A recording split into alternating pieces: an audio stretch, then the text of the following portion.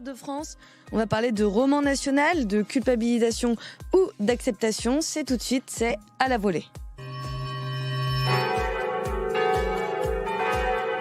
La matinale Tocsin, 7h30, 8h30, à la volée. Bonjour Philippe Delorme. Je le rappelle, vous êtes journaliste, historien, spécialiste des dynasties royales. Vous êtes également chroniqueur chez Valeurs Actuelles et auteur d'une trentaine d'ouvrages, dont cet ouvrage justement, donc Contre-Histoire de France, ni romance ni repentance, qui est aux éditions Via Romana. Pourquoi avoir entrepris d'écrire cet ouvrage, Philippe Delorme ? Écoutez, c'est déjà un peu le résultat d'une quarantaine d'années de travaux, parce que c'est vrai que l'histoire, en particulier l'histoire de France, me passionne depuis très longtemps.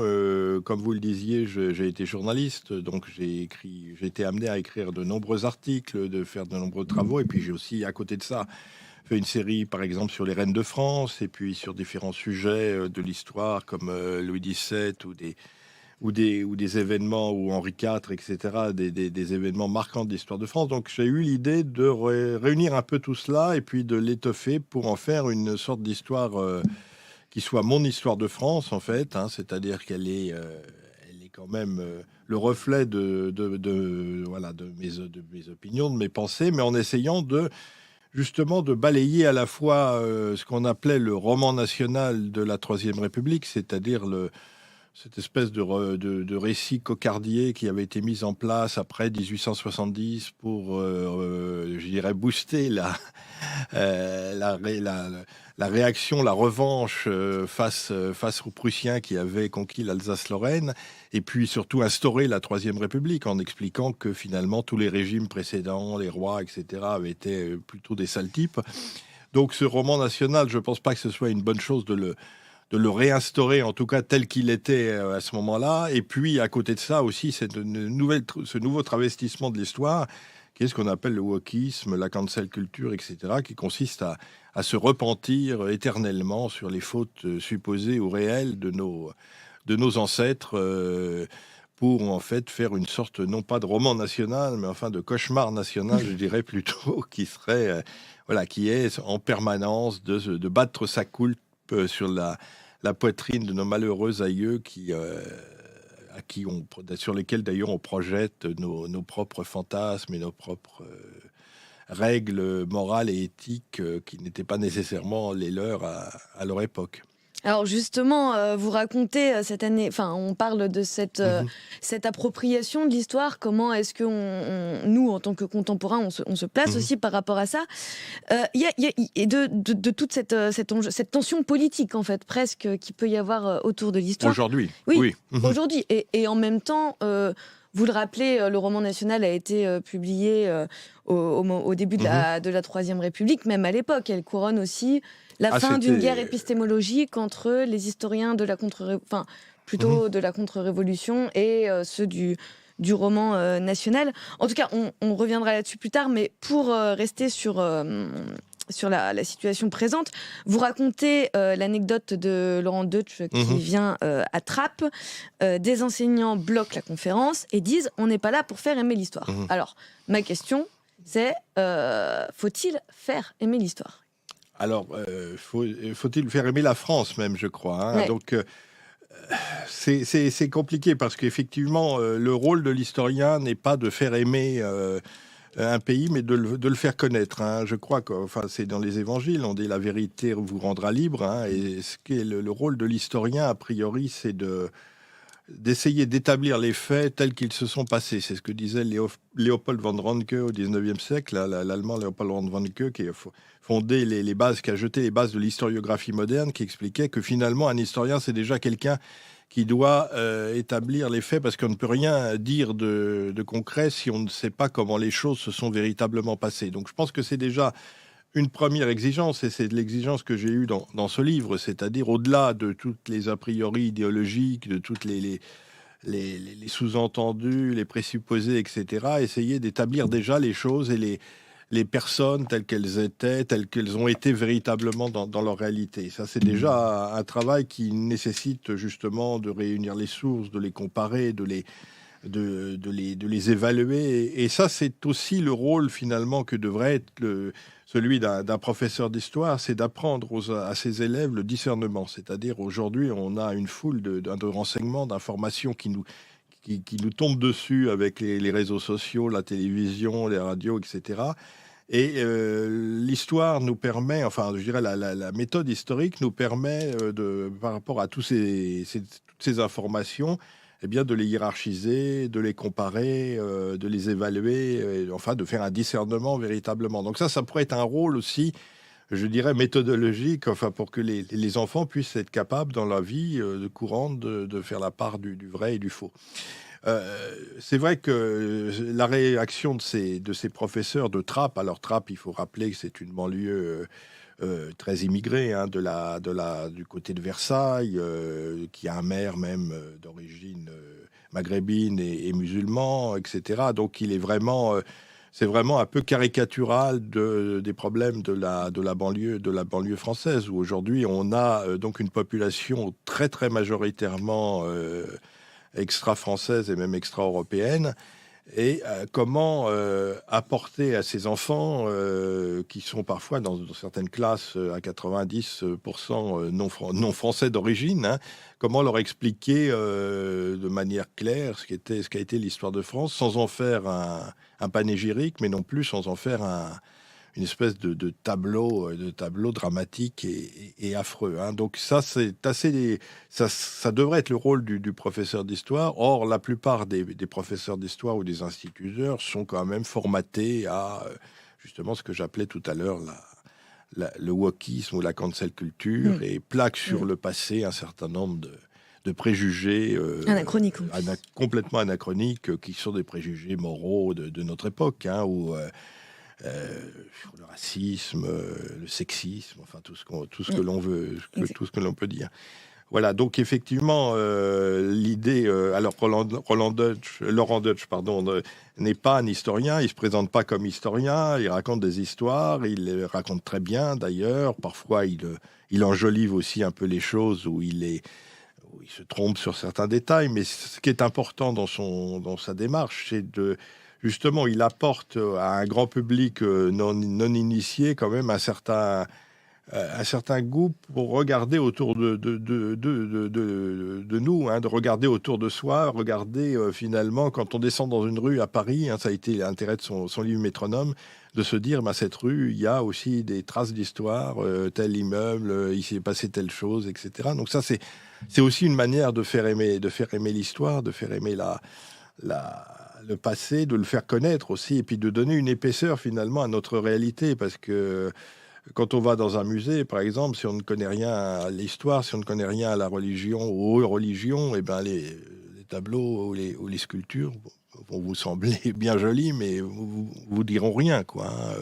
Comme lorsque nous rentrons dans un temple bouddhiste ou dans un temple shintoïste au Japon, on ne comprend pas bien quels sont les symboles, ce que signifient les personnages que l'on voit. Je veux dire, là aussi, en France, on devrait quand même déjà apprendre aux élèves aussi à connaître, à comprendre ce qui les entoure. Oui, bien sûr, avoir un genre de décor auquel se raccrocher, entre guillemets, ou ancrer en tout cas les nouvelles informations, savoir d'où elles viennent. Oui. Alors, vous nous parlez tout ce que vous me dites, ça me fait penser à deux choses. Il y a effectivement la question, on parlait là de Trappes, la question de l'intégration un petit peu des populations étrangères, et comment est-ce que nous, on gère notre histoire avec ça. La question du coup du wokisme aussi, et de cette nouvelle manie de croire justement, ou de dire en tout cas que cette histoire a besoin de devenir, disons, on va dire inclusive, a besoin d'être déconstruite. Voilà, mais ça, on va y revenir.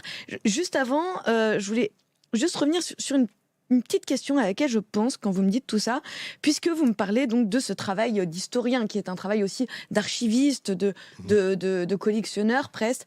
C'est le travail scientifique, on va dire. Est-ce que le rôle d'un professeur de collège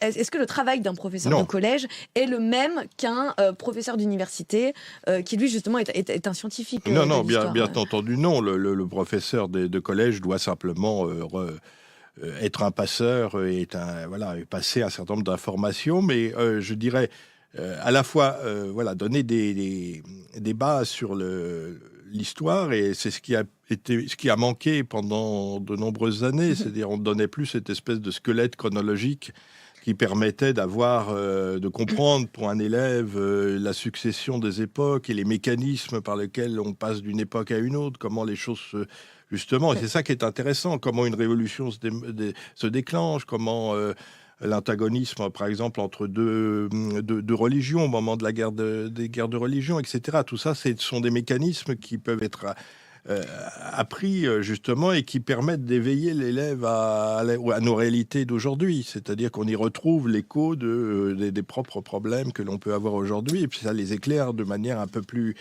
non, donc je pense que le professeur, effectivement, n'est pas là pour faire une recherche, mais justement, on a trop voulu à un moment aussi donner l'impression qu'un élève de 13-14 ans allait devoir faire des recherches. Alors on leur fait faire des dossiers sur, je sais pas quoi, les chemins de fer dans leur commune, ou les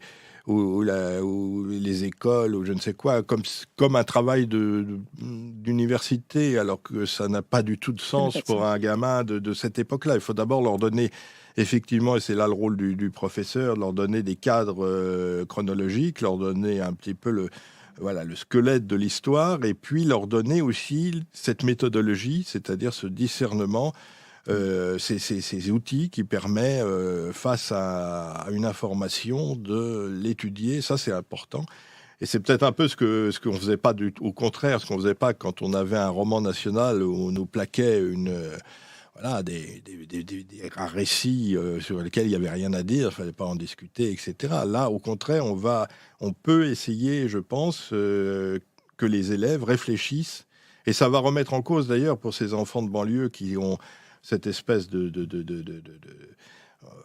récit, soit musulman, soit colonialiste, etc., de leur montrer que, bon, c'est vrai en partie, mais qu'il faut... il faut en prendre et en laisser, qu'il faut aussi tamiser leurs propres... les certitudes que leurs parents ou leur entourage va leur apporter, qu'elles ont besoin aussi d'être passées au crible de la vérité, de l'étude. Donc ça peut...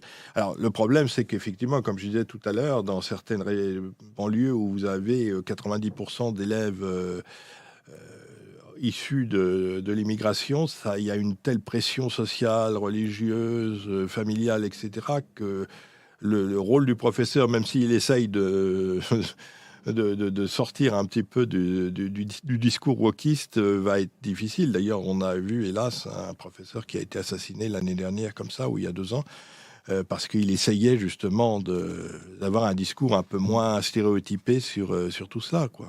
Ouais, mais alors justement, il y a aussi c'est ce que je voulais vous dire. En fait, vous parlez du squelette déjà de base, même dans l'éducation, en fait, au collège et au lycée, il manque toute une partie, en fait, de ce squelette, puisque, par exemple, pour les 5e, on a à peu près, on se retrouve avec un programme qui va de la chute de l'Empire romain jusqu'aux guerres de religion comprises, jusqu'à, il me semble, peut-être même jusqu'à François Ier, non, jusqu'à Henri IV ou même Louis XIII.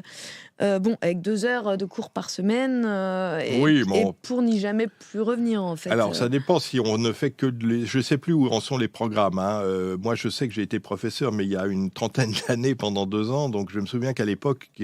Il y avait des programmes qui étaient complètement extravagants. Je crois qu'en 5e, on étudiait, par exemple, donc le Moyen-Âge. Et alors, le Moyen-Âge, c'était aussi l'empire de Vijayanagar en Inde, les civilisations mayas d'Amérique du Sud. Donc, le gamin, il avait, alors avec ses 2 heures d'histoire, il avait une espèce de saupoudrage d'une histoire mondiale qui n'avait plus aucune... alors on parlait un petit peu des châteaux forts, il y avait, je me souviens, mais alors c'était complètement déconnecté de toute réalité, de tout... Alors j'espère qu'on est revenu un petit peu plus sur quand même un aspect chronologique des choses, mais bon, c'est vrai que je pense qu'il faudrait donner plus que 2 heures d'histoire, parce que effectivement l'histoire, c'est quand même au-delà d'apprendre les événements, comme je vous disais tout à l'heure, c'est aussi une discipline qui permet de faire réfléchir, qui apporte permet de réfléchir par soi-même, si c'est bien enseigné, évidemment, hein, et donc qui permet de... Parce qu'aujourd'hui, quel est le défi de notre monde moderne? C'est qu'on est, comme je le disais, en but à des informations à jet continu par la télévision, Internet, etc.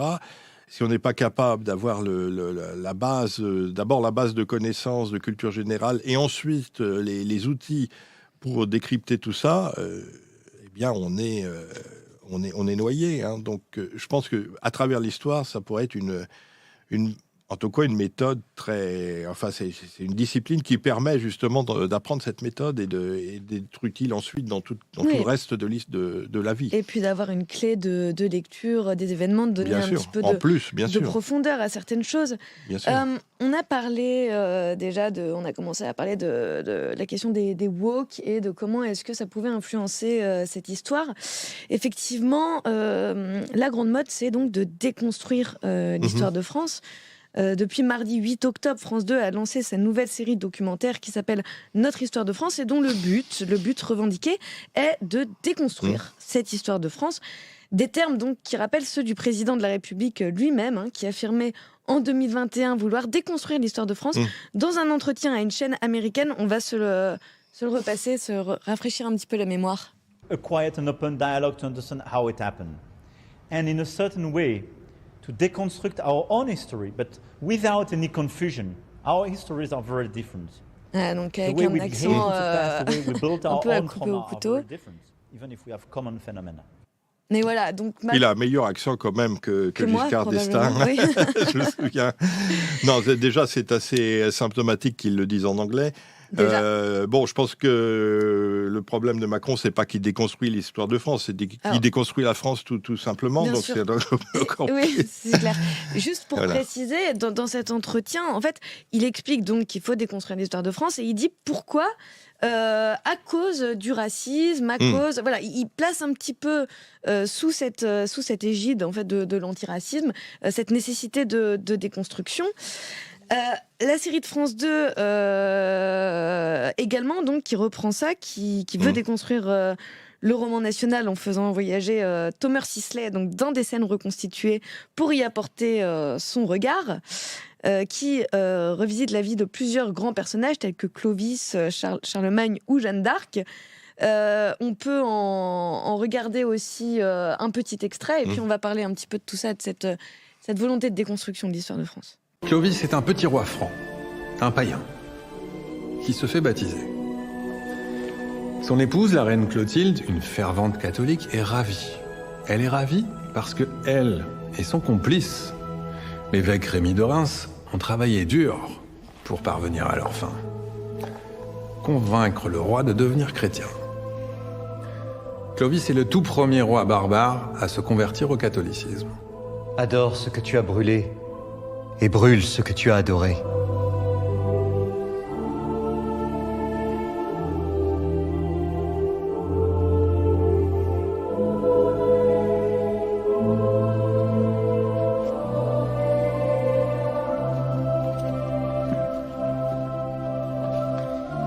On a longtemps parlé de ce baptême comme d'un événement grandiose. Les rues et les églises de la ville décorées pour l'occasion, Clovis et ses 3000 guerriers qui abandonnent tous parure et gris-gris païens pour se soumettre au baptême catholique. Ça s'est pas vraiment passé comme ça. Alors... Non, ça s'est pas passé comme on le voit là, c'est sûr. Parce que là, un baptême avec seulement une onction d'une croix sur le front, ça ressemble pas vraiment à un baptême, mais enfin bon. Non, c'est vrai. Surtout, à l'époque, il y avait le baptême par immersion, donc on descendait dans une cuve à la manière, d'ailleurs, toujours des orthodoxes aujourd'hui. Donc déjà, cette série d'émissions est tout à fait lamentable sur le plan, je dirais déjà de la réalisation, des décors, des costumes, des codes, du langage. Enfin, disons que c'est minable au sens vraiment... alors que c'est sens du présenté scénario. comme quelque chose d'extraordinairement révolutionnaire et Oui. wokiste, et en même d'ailleurs, temps, ça ne l'est pas finalement, du tout. Voilà, Non, exactement, c'est ça. c'est ça. En fait, en réalité, ils ne déconstruisent pas grand-chose. Alors, Ah non. on a Non. Thomas Sisley qui se balade dans les tableaux, Oui, qui oui. donne son avis, qui dit ça ne s'est pas passé comme on le dirait. En fin de compte, il n'était pas si catholique que ça. Mais toujours est-il que dans les faits, Non, ça il reprend, reste, en fait, ça reprend. Ce qui est presque assez très fidèle extraordinaire, à- c'est que les six épisodes, d'ailleurs, ont comme thème des grands personnages, alors que finalement, si on veut déconstruire Bah l'histoire, on fait plus l'histoire des grands personnages, mais l'histoire du peuple, normalement. Donc là, on a à nouveau des grands personnages. On a exactement les images d'Épinal caricaturales qu'on retrouve dans la Vice, dans les magazines, dans les journaux et les manuels d'histoire d'avant 1970. Simplement, de temps en temps, comme je disais, ni les costumes, ni la mise en scène, ni les scénarios ne tiennent la route. C'est vraiment d'une indigence crasse, mais de temps en temps, alors il saupoudre une petite allusion wokiste ou bien pensante pour montrer que, alors par exemple, que les Gaulois pouvaient être homosexuels. Alors, si vous ne voulez, sont pas apparus oui, d'ailleurs, des homosexuels, il y en avait. Il aurait pu expliquer, par exemple, plutôt que César était, lui, bisexuel, par exemple, puisque je ne sais plus quel auteur, je crois que c'est Cicéron qui disait c'est l'homme de toutes les femmes et la femme de tous les hommes. Donc, l'homosexualité était sans doute beaucoup plus répandue à Rome qu'en Gaule. Et puis, après tout, des homosexuels, effectivement, il y en a toujours eu. Donc, je ne vois pas ce que ça vient faire là, dans cette histoire. À un autre moment, on a justement avec Clovis un guerrier franc qui tombe amoureux d'une Syrienne. Alors on voit pas bien ce que fiche la Syrienne à ce moment-là. Il y avait effectivement des marchands syriens dans l'Empire romain parce que c'était des commerçants qui apportaient un certain nombre d'épices ou de parfums d'Orient, etc. Mais enfin bon, d'accord, il est amoureux d'une Syrienne. Et alors, au moment des croisades, c'est pareil. On a un guerrier, un croisé qui tombe amoureux il tombe beaucoup amoureux dans cette histoire. Il tombe amoureux d'une arabe ou d'une levantine là, et puis il reste là-bas, il court sur la plage. Enfin bon, c'est minable. Enfin, c'est minable. Bien évidemment, personne n'a jamais dit il contraire. enfonce des portes ouvertes. Il nous explique que c'était pas les Arabes qui ont arrêté, qui ont tué Roland à Roncevaux. Déjà, Roland à Roncevaux, c'est une chanson de geste qui date de 5 siècles après les événements, date du XIIIe siècle. Donc c'est bien sûr une histoire complètement... Alors il y a eu un Roland qui était effectivement marquis de Bretagne, qui était dans l'entourage de Charlemagne, mais on sait très bien qu'à Roncevaux, c'était des Basques qui étaient en embuscade, et ça n'empêche que malgré tout, ils étaient allés se combattre les musulmans d'Espagne. Donc je vois pas... on a l'impression que ce sont des gens incultes qui redécouvrent la Lune. La chanson de geste a toujours été étudiée plus en littérature qu'en histoire. Ils enfoncent des portes ouvertes qui apprennent rien, alors que finalement, on aurait pu faire de la vraie déconstruction, ce que je fais dans mon livre, c'est-à-dire effectivement montrer en quoi ces images d'Épinal, par exemple sur les Gaulois, par exemple, ne correspondaient pas. Là, on présente les Gaulois... alors, ils sont bataillards, ils boivent, etc. La société gauloise. D'abord, le terme de Gaulois date surtout de la conquête romaine. Enfin, c'est César qui, en envahissant cet espace, lui a donné le nom de Gaule, en fait. Il a regroupé des parties, comme il le dit d'ailleurs dans sa commentaire de la guerre des Gaules. Il y a 3 parties l'Aquitaine, la Celtique et puis la Belgique, la Gaule belgique. Tout ça, il a réuni tout ça pour en faire ce qui est devenu la Gaule gallo-romaine. Donc finalement, plutôt que nos ancêtres les Gaulois, on devrait dire nos ancêtres les gallo-romains, en fait. On devient vraiment... il y a vraiment une conscience d'une certaine unité de ce qui est aujourd'hui la France, ou même un peu plus large, à partir du moment de la conquête romaine. Et c'est la conquête romaine qui, au contraire de ce qui est dit là, je crois, va vraiment faire démarrer l'aventure de ce que sera la France par la suite. Donc, il y a toutes sortes de... Ce qui est assez étonnant, c'est qu'on a l'impression que c'est des gens qui, justement, par leur âge, n'ont jamais dû étudier l'histoire à l'école, et donc redécouvrent finalement ce roman national et il plaque et il saupoudre quelques éléments de temps en temps en faisant en plus avec des costumes qui sont à hurler. Là, on voit un baptême qui a absolument rien à voir avec ce que pouvait être un baptême au 5e siècle. Oui, bien sûr. Mais alors, justement, je vais vous citer, et puis on va revenir sur votre ouvrage, mais une citation donc de Nicolas Daniel, qui est directeur des magazines de France Télévisions, et qui dit « On propose une histoire qui rassemble, qui n'est pas polémique. On va nous le reprocher, puisque certains ont une vision de l'histoire qui veut diviser, qui veut nous faire... un certain nombre de personnes et de médias veulent nous expliquer que c'était mieux avant, que certaines personnes ne font pas partie de la France. » Mais alors, enfin, je veux dire, c'est un petit peu... Oui, en plus, on voit pas en quoi ces émissions démontrent ça. Je pense qu'il aurait mieux valu essayer de dépoussiérer un peu effectivement ce roman national en intégrant des éléments de la recherche historique la plus récente, hein, comme je disais, sur les Gaulois, par exemple sur Saint-Louis. C'est vraiment l'image d'Épinal, du roi Saint. Enfin, bon, c'est extraordinaire. Hein. Là, je prends ça à contre... Alors, justement, est-ce que vous pouvez nous montrer en quoi est-ce que vous dépoussiérez un petit peu cette image de Saint-Louis ? Saint-Louis, par exemple, effectivement, mais c'est pas une question de... Il faut pas juger ces époques avec notre regard actuel, mais il y avait effectivement un antisémitisme parce que Saint-Louis était quelqu'un d'intolérant, comme tous les gens du Moyen-Âge étaient intolérants, c'est-à-dire qu'ils considéraient que les païens... Les non-chrétiens, comme il dit, méritaient qu'on leur mette l'épée dans le ventre. Hein. Donc tout ça, c'est pas un personnage de vitrail, Saint-Louis non plus. Hein. C'est quelqu'un qui a mené des croisades, etc. Donc je comprends pas que dans une émission comme ça, et justement là, ils auraient pu utiliser ce genre d'éléments, même en forçant le trait. Hein. Oui, bien sûr.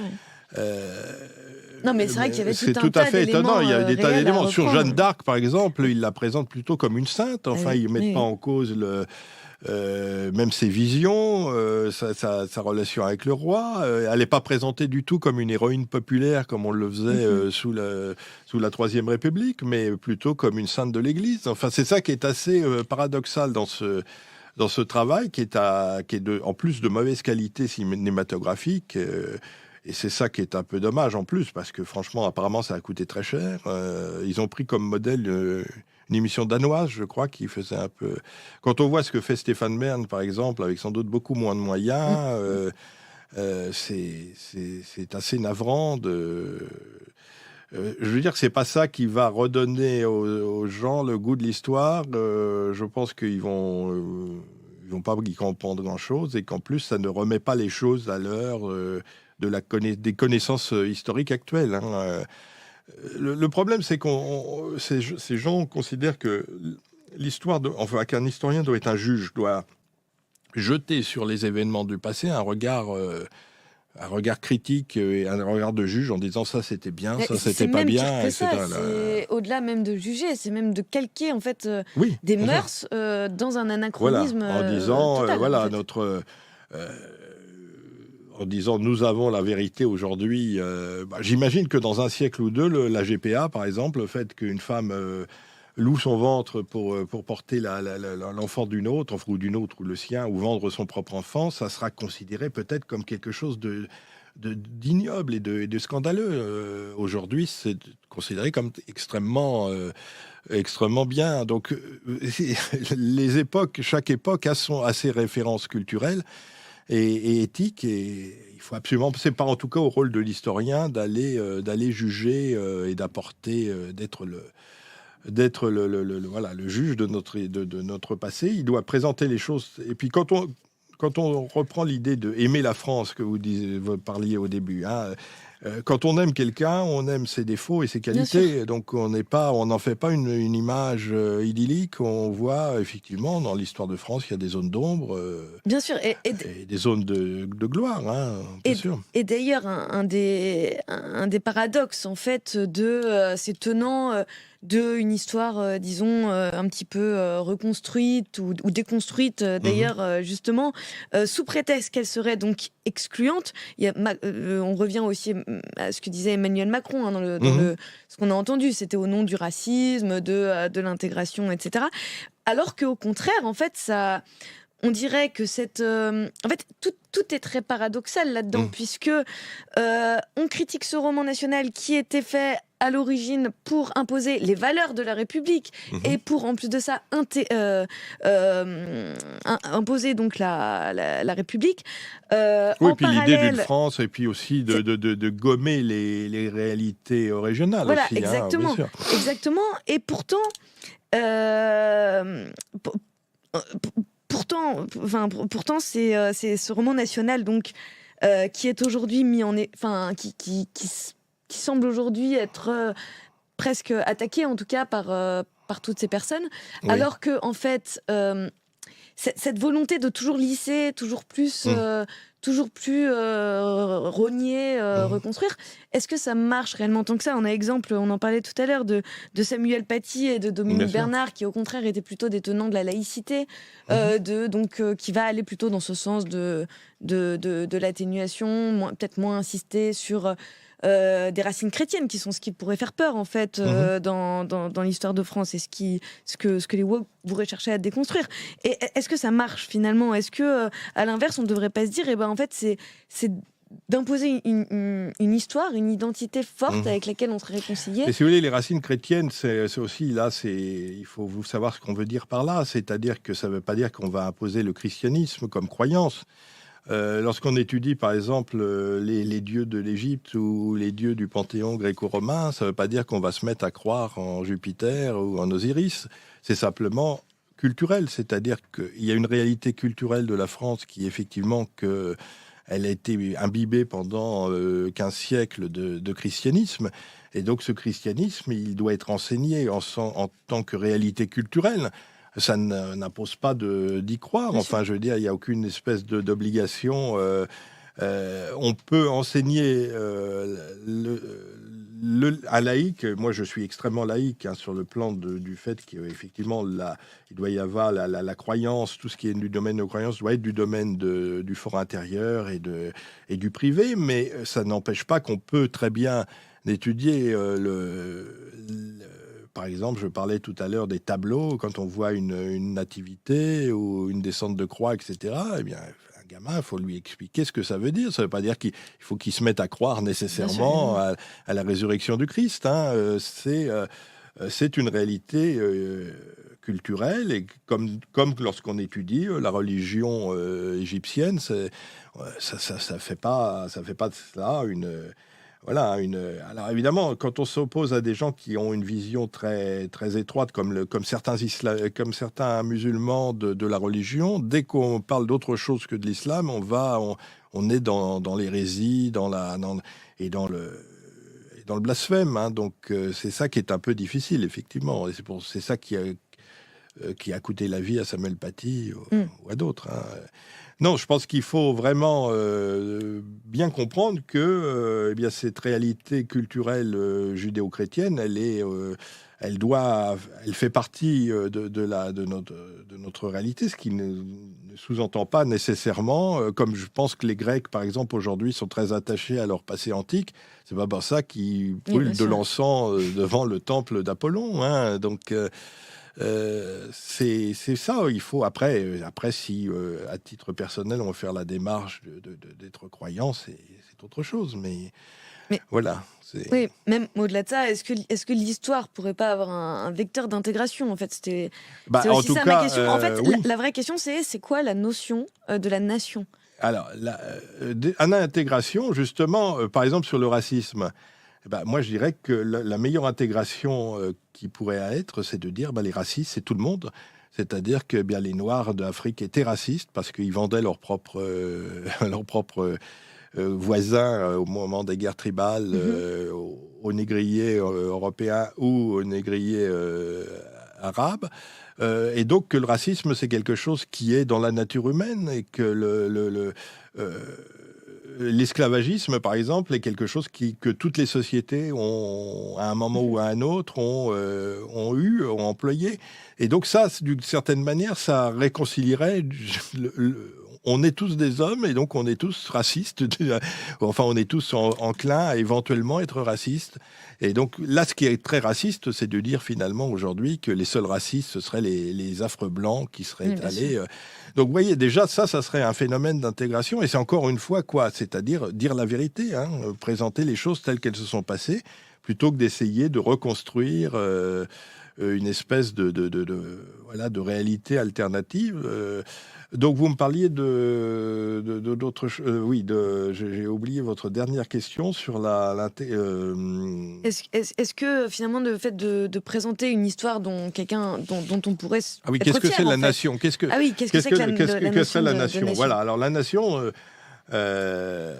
savez, on a Ernest Renan au 19e siècle avait fait une différence entre la nation telle qu'elle a été conçue par les Allemands.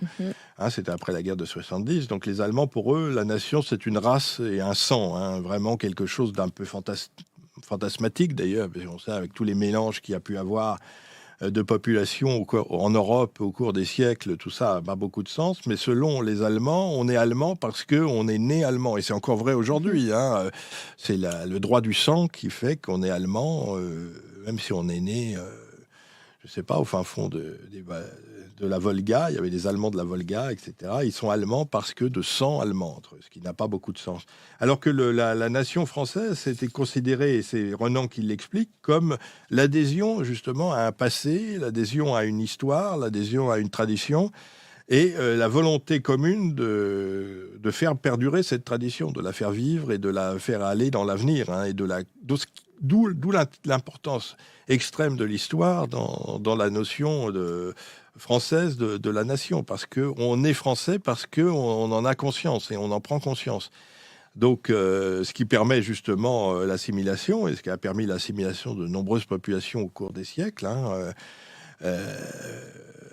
Mais c'est vrai qu'après, il y a la question démographique, c'est-à-dire à partir du moment où il y a un apport excessif de population allogène, ce phénomène d'intégration n'est plus possible, parce que, comme je dis souvent, si vous prenez 1 litre de vin et que vous mettez quelques gouttes d'eau, ça reste 1 litre de vin. Si vous y mettez 3 litres d'eau, ça n'est plus du vin. Donc, la démographie, je crois, c'est vraiment la raison, c'est vraiment le mécanisme essentiel de l'histoire. À partir du moment où vous avez un flux démographique excessif, les choses basculent. Et c'est vrai que cette notion de nation française telle qu'elle a été héritée de nos ancêtres, elle est très intégratrice, parce qu'effectivement, un individu ou un petit groupe d'individus peut très bien s'y rattacher, parce qu'il va avoir cette volonté de s'y intégrer. Si c'est des populations massives, non, ça devient plus possible. Alors, on a justement, en parlant de cette question de nation, dans votre préface, même avant la préface, en fait, vous citez Jacques Bainville. Le peuple français est un composé, mieux qu'une race, la France est une nation. C'est mieux qu'une race, c'est une nation. Ça revient sur cette idée dont on parlait, en fait, finalement, de distinction. Quand on publie une contre-histoire de France, justement, déjà, pourquoi contre-histoire ? Et pourquoi Bainville ? C'est pas un choix anodin aussi de citer l'histoire de France de Alors, Jacques Bainville, parce que Bainville... Justement, ce que vous venez de lire, ça correspond tout à fait à la définition de Renan, et ça montre aussi la fragilité de la nation française, parce que cette nation française, elle est fondée finalement que sur un consensus, que sur une idée en fait. Elle ne repose pas sur des présupposés raciaux ou ethniques, plus ou moins vaseux d'ailleurs, comme c'est le cas pour l'Allemagne, mais elle repose sur l'adhésion individuelle. Donc, elle peut... Et c'est vrai qu'au fil de l'histoire, il y a bien eu des moments où la France aurait pu ne jamais exister ou aurait pu disparaître. L'idée, alors c'est ça aussi, c'est ce qu'on appelle la téléologie, c'est-à-dire dire que les choses n'auraient pu advenir que comme elles se sont passées. Ça, c'était un peu l'idée de la Troisième République avec le roman national, c'est-à-dire on avait l'impression d'un long cheminement vers quelque chose d'inéluctable. C'est un peu marxiste aussi, le sens de l'histoire, etc. En fait, non. On se rend bien compte qu'à de nombreux moments dans l'histoire, d'autres d'autres compositions auraient pu se faire. Le sud de la France aurait pu très bien avoir un autre destin, et le nord, peut-être avec une partie, je sais pas, de la Belgique. On aurait pu avoir aussi une sorte de Lorraine, de Lotharingie intermédiaire entre la France et l'Allemagne qui aurait existé. Oui, Voilà. bien sûr. Donc on aurait pu aussi avoir, au moment de la guerre de 100 ans, un royaume franco-anglais qui aurait été tourné vers l'océan. Donc tout ça fait que l'histoire de l'Hexagone tel qu'il existe aujourd'hui n'était pas écrit dans les cieux et de toute éternité, et pourrait très bien disparaître. C'est ce que dit Bainville, Oui, d'ailleurs. exactement. Les nations sont fragiles et peuvent mourir. Et c'est peut-être en ça aussi que votre histoire de France est presque plus pas dissidente, mais elle est disons, je déconstruis plus. dérangeante, Oui. plus déconstructrice. Oui, je pense que je déconstruis beaucoup plus. Cette série de France 2. Certainement, oui, parce que moi je donne. Puisqu'en revenant sur Bainville et sur de l'histoire qui justement à l'origine s'opposait, Bainville, citer l'histoire de Bainville, c'est quand même en opposition à l'histoire de Michelet, quoi, et celle du roman national. Et dont oui, vous et en parliez. même temps, c'est aussi quand En même un homme de opposition. la Troisième République, même s'il Bien était sûr. royaliste, effectivement, il voyait ce qu'il y a dans Bainville et dans le mouvement royaliste de l'époque, donc l'Action française, c'était l'idée de cette famille capétienne. D'ailleurs, en haut du journal L'Action française, il y avait les 43 qui, en 10 siècles, ont fait la France. Donc, il y avait l'idée d'un accompagnement de cette histoire par une famille, la famille capétienne, qui est quand même une des familles les plus extraordinaires de toute l'histoire du monde, parce que peut-être avec la famille impériale du Japon, c'est la seule famille qui ait suivi comme ça pendant 10 siècles l'histoire d'un pays et accompagné sa création. Et donc, c'est vrai que les Capétiens sont... la race, j'utilise le terme de race, la famille capétienne est tout à fait, je dirais, liée consubstantiellement à la fondation et au développement de la France. Et si la France a existé, c'est parce que cette famille a réuni finalement autour d'elle, petit à petit, un peu comme un paysan, les différents territoires pour créer ce qu'est aujourd'hui la France. Oui. Donc c'est en ça qu'effectivement on s'oppose un peu à l'image de Bainville, à l'image de la Troisième République, qui avait une vision très négative la plupart du temps des rois, qu'il considérait comme des personnages plutôt néfastes, etc. Et en même temps, encore une fois, comme je dis, cette construction, elle a existé. Je ne pense pas que les premiers Capétiens se disaient on va construire la France.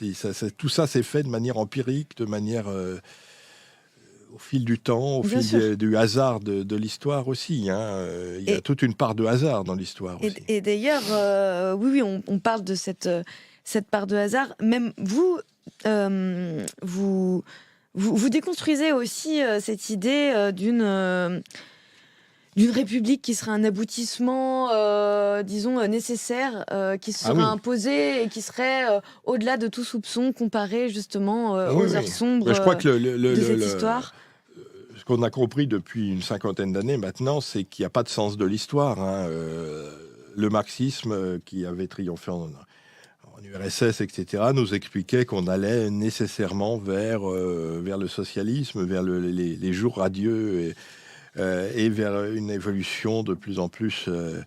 Et on se rend compte que c'est beaucoup plus compliqué que ça et que l'histoire est faite de soubresauts. On le voit actuellement, où on est dans une crise mondiale qui peut-être déboucher sur quelque chose de tout à fait dramatique, et sur peut-être une nouvelle guerre mondiale. Donc finalement, non,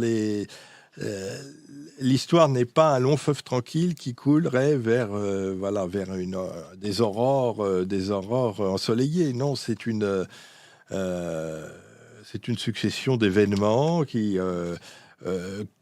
dont les mécanismes peuvent être étudiés, mais il y a aussi où il y a une part de hasard, de malchance. Par exemple, au XIXe siècle, tous les régimes qui se sont succédés en France ont essayé de faire la synthèse entre l'ancien régime et les nouvelles idées de la Révolution. Et à chaque fois, ça n'a pas marché. Pourquoi pas? Souvent par hasard. Par exemple, Louis-Philippe, la monarchie de Juillet, s'est effondrée bien parce que hélas, le fils de Louis-Philippe est mort dans un accident de voiture à Neuilly. On peut imaginer que si son fils avait vécu,